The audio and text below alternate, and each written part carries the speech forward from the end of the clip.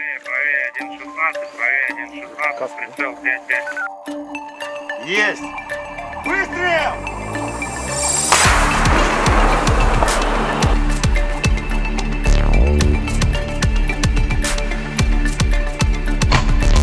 रूस यूक्रेन युद्ध को लंबा खींचने में पश्चिमी देशों के हथियारों की बड़ी भूमिका रही है। खासतौर से अमेरिका की ओर से सप्लाई हथियार यूक्रेन के लिए ढाल बने।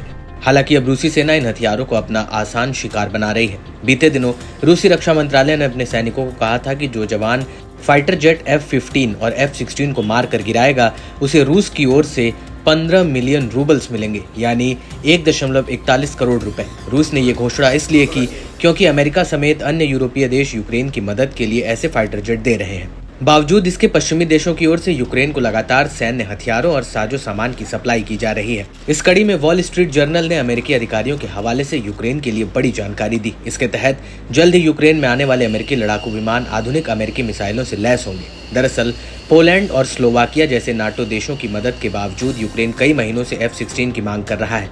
बताया जा रहा है कि यूक्रेनी सेना के पास पुराने विमानों की कमी हो गई है। रिपोर्ट की माने तो अमेरिका यूक्रेन को गाइडेड मिसाइल के साथ हार्म और आमराम और सांडवायर मिसाइलें देगा। ये सभी मिसाइलें अभी अमेरिकी सेना में इस्तेमाल हो रही हैं। आइए अब आपको बताते हैं कि इन मिसाइलों की खास बातें क्या हैं। हार्म एक हवा से जमीन पर मार करने वाली मिसाइल है जो इलेक्ट्रॉनिक ट्रांसमिशन पर बेस्ड है।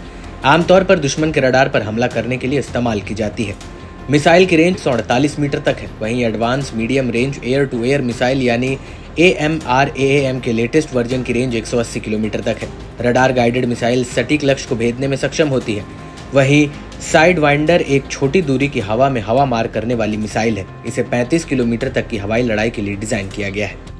ऐसा दावा किया जाता है कि यूक्रेन को ये युद्ध सामग्री पहले भी मिल चुकी है। MiG-29 लड़ाकू विमानों के इस्तेमाल के लिए इन्हें खास तौर से डिजाइन किया जा रहा है। बताया जाता है कि डेनमार्क और नीदरलैंड आने वाले हफ्तों में यूक्रेन को पहला F-16 देने की तैयारी कर रहे हैं। बेल्जियम और नॉर्वे ने यूक्रेन को साल 2024 के आखिरी तक ज्यादा F-16 देने का वादा किया है।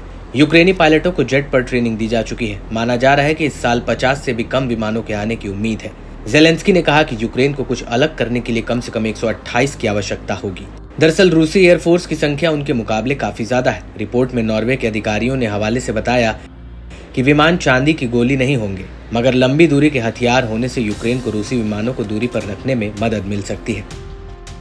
वहीं एक F-16 लड़ाकू विमानों की डिलीवरी पर रूस ने भी तीखी प्रतिक्रिया दी। मॉस्को ने कहा है कि F-16 की डिलीवरी से युद्ध के नतीजों में कोई खास और बदलाव नहीं आएगा। ये सिर्फ और सिर्फ नेटो को रूस के खिलाफ अब तक प्रॉक्सी वॉर में सीधे भागीदार बनाने की ओर ले जाएगा, जिसका रूस हमेशा से विरोध करता आया है। रूस नेटो देशों की भागीदारी के हमेशा खिलाफ रहा है। खुद रूसी राष्ट्रपति पुतिन भी कई बार नेटो देशों को यूक्रेन की मदद न करने की चेतावनी दी है। बावजूद इसके पश्चिमी देश युद्ध को भड़काने पर तुले हुए हैं।